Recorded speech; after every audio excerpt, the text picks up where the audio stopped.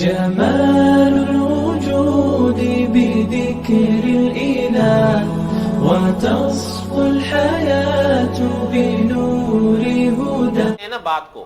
ہاں، اور ایک چیز اور بھی یاد رکھیے گا کہ اس آیت میں، اس حدیث شریف میں حضور صلی اللہ علیہ وسلم کے لیے حضرت عیسیٰ علیہ السلام نے جو لقب استعمال فرمایا وہ کیا ہے؟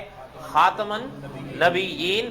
ایک چیز یہاں سے بھی بڑی جڑتی ہے، وہ یاد رکھیے گا. عوام کے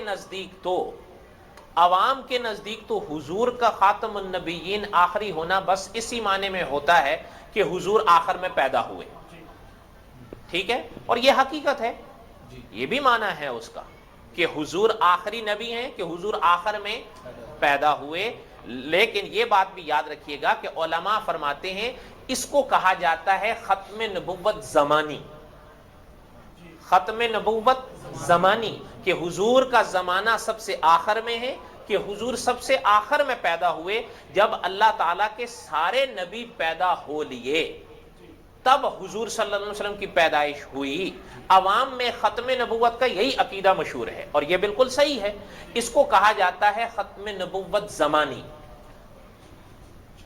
ایک تو ان کا چہرہ ڈراتا رہتا ہے. ختم نبوت زمانی.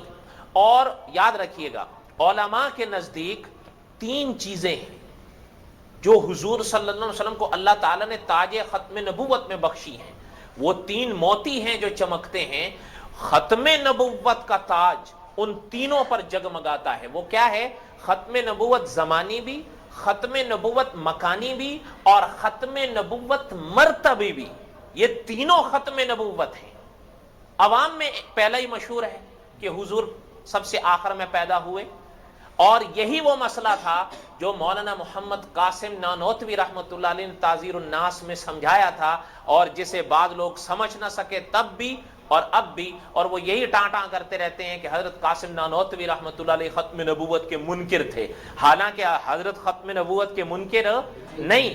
حضرت خود لکھتے ہیں کہ ختم نبوت زمانی کے منکر کو میں کافر سمجھتا ہوں.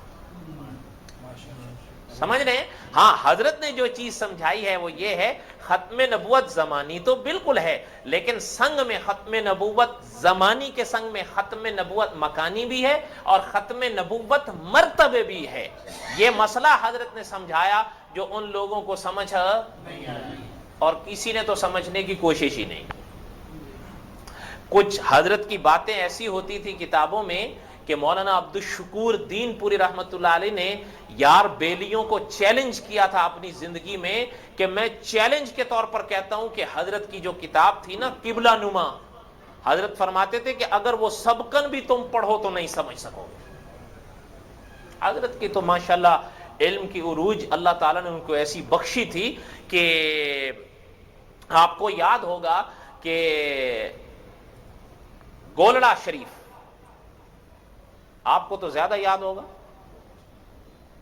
گولڑے شریف کے پیر تھے نا، پیر مہر علی شاہ صاحب گولڑوی رحمت اللہ علیہ. اللہ تعالیٰ نے ایک بڑا مقام بخشا تھا ان کو. حضرت سے ایک صاحب نے پوچھا کہ حضرت یہ قاسم نانوتوی بھی کوئی علم رکھتا ہے؟ علماء فرماتے ہیں حضرت کے چہرے پر جلال آ گیا. فرمایا کیا کہہ رہے ہو؟ مولانا محمد قاسم نانوتوی کہو. خدا کی قسم ہے کہ مولانا محمد قاسم نانوتوی خدا کی صفت علم کے مظہر اتم ہے. مولانا قاسم نانوتوی رحمۃ اللہ علیہ کو اللہ نے یہ مقام بخشا تھا کہ ایسے اولیاء بھی ان کی تعریف کرتے تھے اور علم میں بھی تعریف کرتے تھے. تو انہوں نے جو مسئلہ سمجھایا وہ اپنی جگہ بالکل برحق تھا. اگر کسی کو نہیں سمجھ میں آیا تو اس کے اپنے دماغ کا قصور ہے. کم فہمیوں سے تو کسی دور میں انکار نہیں کیا جا سکتا. وہ کیا تھا؟ ختم نبوت مرتبی اور ختم نبوت مکانی اور ختم نبوت زمانی. یہ تینوں چیزیں عقیدہ ختم نبوت کا حصہ ہیں، اور اہل علم تینوں پر ایمان رکھتے ہیں اور رکھنا پڑتا ہے. اللہ نے کبھی موقع دیا تو ختم نبوت پر بات آئی تو سمجھائیں گے. کہنے کا مقصد یہ ہے کہ ذہن میں یہ ضرور رکھا کریں فقط ختم نبوت زمانی نہیں، ختم نبوت مکانی بھی، ختم نبوت مرتبی بھی، اور ختم نبوت زمانی بھی. یہ بھی یاد رکھیے گا، انکار نہیں ہے. ختم نبوت زمانی کا انکار کفر ہے، لیکن جہاں اس کا اقرار ہے ساتھ میں دو پہلوں کا بھی اقرار ضروری ہے. اور ایک چیز اور بھی عرض کر دوں، پتہ نہیں پھر پہلے کسی درس میں آئی کہ نہیں آئی، عام طور پر جو لوگ مرزائی ہیں نا، مرزائی، یہ ختم نبوت کے منکر مشہور ہے یا نہیں؟ آپ کو پتا ہے یہ کون سے جز کا انکار کرتے ہیں؟ وہ ختم نبوت مرتبی کا انکار نہیں کرتے، وہ ختم نبوت زمانی کا انکار کرتے ہیں. کیوں؟ انہوں نے تو اصطلاح ہی بنائی ہے نا ایسی کہ مرزا قائدینی کون؟ امتی نبی. کون؟ امتی نبی. وہ کہتے ہیں کہ مرزا غلام احمد قائدینی نے حضور کی اتنی اتباع کی کہ اس اتباع کے صدقے میں خدا نے اس کو نبی بنایا، لہٰذا اس کے لیے انہوں نے ایک اصطلاح گھڑی، امتی نبی. امتی نبی کیا؟ امتی نبی. تو وہ کہتے ہیں کہ اس کا آنا حضور کا ہی آنا ہے، نعوذ باللہ. اچھا، وہ حضور صلی اللہ علیہ وسلم کی ختم نبوت مرتبی کا انکار نہیں کرتے، ختم نبوت زمانی کا انکار کرتے ہیں. کیوں؟ اس لیے کہ حضور کے بعد مرزا پیدا ہوا ہے، پہلے تو نہیں پیدا ہوا، بعد پیدا ہوا ہے، اور حضور صلی اللہ علیہ وسلم کے تقریباً 13 صدیوں بعد جا کر پیدا ہوا ہے. سمجھ رہے ہیں کہ نہیں سمجھ رہے ہیں؟ لیکن ہم تینوں جزوں پر ایمان رکھتے ہیں، ختم نبوت مرتبی پر بھی، ختم نبوت مکانی پر بھی، اور ختم نبوت. اللہ نے موقع دیا تو ان کی تشریح خود آپ نے محل پر آ جائے گی. دعا کریں کہ اللہ تعالی ہمیں صحیح عقیدہ نصیب فرمائے. بڑی بڑی باتیں ہوتی ہیں. ذہن میں آئی نا بات پیر مہر علی شاہ صاحب رحمۃ اللہ علیہ کی. مرزا غلام احمد قائدینی نے ایک پیش گوئی کی تھی، پیش گوئی کہ ہم مکے میں مریں گے یا مدینہ میں.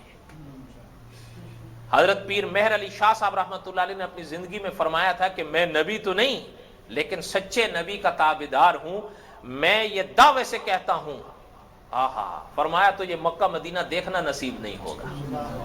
ایسا ہی ہوا یا نہیں؟ ایسا ہی ہوا یا نہیں؟ بہرحال حقائق چھپا نہیں کرتے. یہ وہ بھی مانتے ہیں کہ اسے مکہ مدینہ نصیب، مکہ مدینہ دیکھنا نصیب. تعویلیں کرنی الگ بات ہے. شاید ہم تو اس کے بیٹے کی اس عبارت کے ساتھ اتفاق نہیں کر سکتے کہ جو اس نے لکھا کہ اب مکے اور مدینے کی چھاتیوں سے دودھ خشک ہو چکا ہے. ہم تو اس بیٹے کی اس بات سے اتفاق نہیں کرتے. مکہ مدینہ آج بھی مکہ مدینہ ہے یا نہیں؟ اور قیامت تک مکہ مدینہ رہے گا، وہ ہمیشہ مکہ مدینہ رہے گا. قرآن پاک کی سورت آل عمران میں جو اللہ نے فرمایا کہ جو مکے میں داخل ہو گیا اسے امن مل گیا، آج بھی جا کر دیکھیے جو مکے میں داخل ہو گیا امن مل گیا ہے یا نہیں؟ جان کا بھی امن مل گیا اور روح کا بھی امن مل گیا.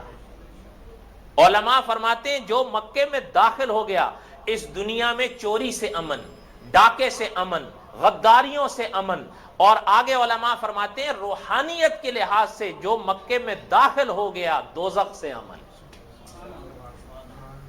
بات سمجھ میں آ رہی ہے؟ آپ کوئی پریشان لگ رہے ہیں؟